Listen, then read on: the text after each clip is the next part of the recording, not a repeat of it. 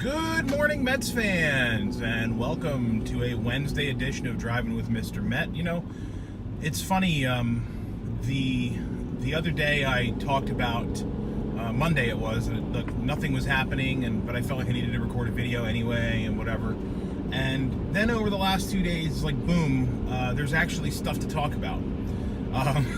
Today I want to talk about another rumored trade that I think is absolutely worth talking about and worth considering, and it involves former New York Yankees second baseman and current Seattle Mariners second baseman Robinson Cano being traded to the Mets. Mets Twitter makes me laugh sometimes. The reactions yesterday were really priceless, and it just shows a complete lack of understanding by casual fans about what is actually going on with this rumored trade. The comparisons that people are making rather foolishly are something like this. Well, if the Mets can't afford Manny Machado, how can they afford Robinson Cano? Or why can they spend that money on Robinson Cano?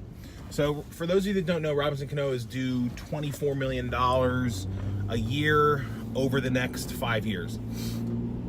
And Machado is going to make around that number, probably more, probably closer to $30 million a year, regardless of how it's offset and whatever when he signs his deal with whomever. So at face value, there's fans overreacting to the wrong aspects of this trade. And here's the bottom line with this. So forget about Robinson Cano, because he's not the centerpiece of this trade.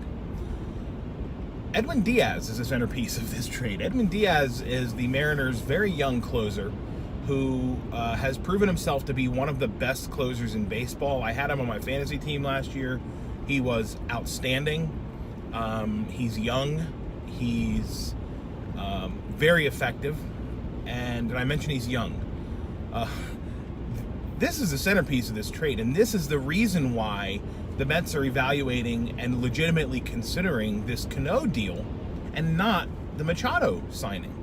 And you can argue that Machado's a better player. There's no question that he is, but it's one player, right? The Mets are getting one player, and they're paying the entire bill. If they can figure out a way to work out a trade with the Mariners that includes the Mets sending Jay Bruce, perhaps Dominic Smith, perhaps Justin Dunn, perhaps Andres Jimenez, the number one prospect in the system. If they can figure out how to package players together, including Bruce's salary, which is $14 million in 2019, and in return they can get back Cano, who, despite everyone's freaking out about his age, has shown very little sign of regression. He's, despite his PED suspension last year, he had a really good season. He remains a very productive player.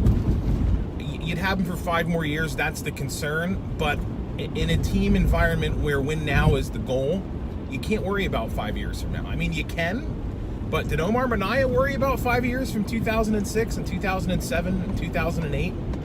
Not really. He went all in on those teams, and he built really good teams that fell apart at the wrong times of the seasons on 3 different occasions. But if this is a win now situation, the Mets can get Cano, they can get Diaz, and they can get a third piece. And that third piece would be an outfielder, whether it be Mitch Haniger or my preference being Mallex Smith. These are really, really, really game-changing acquisitions that free up a lot of different positions for players to be where they belong. Moving Jay Bruce, I think, is the biggest boon for all of this, because I love Jay Bruce, right? I got nothing against Jay Bruce. I think he's a great guy. He's a good player. He had a really good 2016 for the Mets. He was good in the first half of 2017 before he was traded. He was terrible last year because he's injured. He was injured, rather. But he doesn't fit on this team. I mean, he really doesn't. He's very much a man who's sort of like floating amongst a couple of different positions. He's a right fielder who is, at best, major league average, and that's probably being too kind. But that's his position. And while he has played first base, willingly or unwillingly, he's not a good first baseman.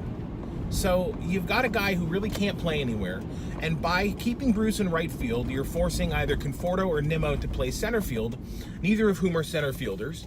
And again, like Bruce at first, they can play the position, but they maybe can't play it as well as a Juan Lagares or Malik Smith might be able to play.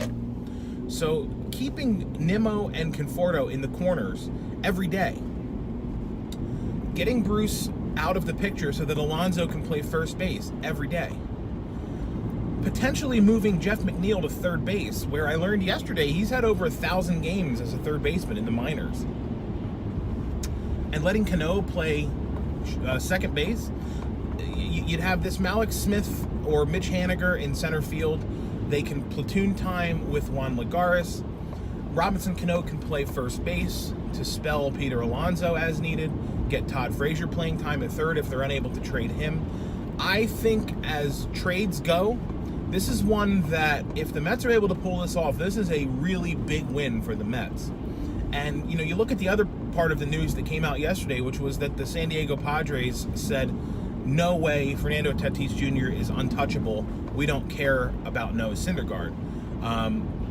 Fine, good. That's a good thing. That is a good thing to know that the Padres are not willing to give up their best prospect for one of the best pitchers in baseball.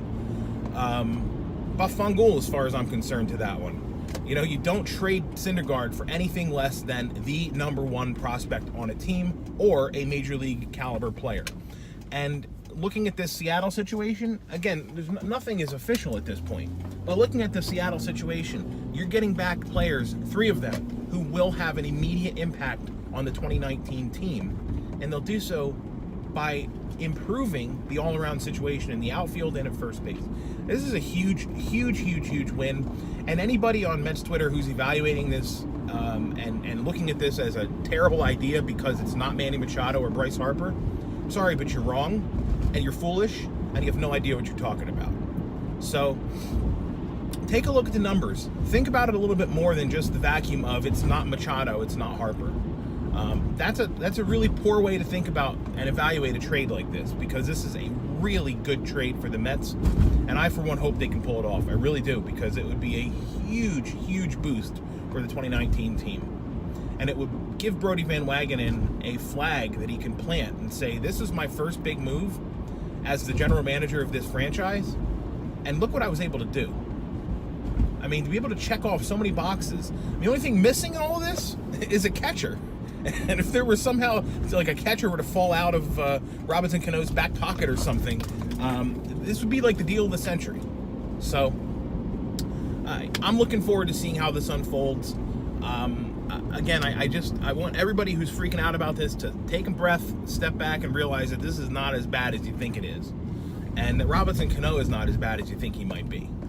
So, that'll be it for today. I have no idea if I'll be back tomorrow now. I didn't think I'd be back more than once this week, and I've already recorded twice since Monday. So we'll see what happens tomorrow. I'll keep chatting about this as it unfolds. But until then, thanks for watching. I appreciate it. If you have any questions, comments, concerns, thoughts, whatever, you can hit me up on Twitter at Mr_Met or in the comments section below, like my friend Mad Wax does often. And I try to interact with him as much as I can. So again, until next time, thanks. As always, let's go Mets.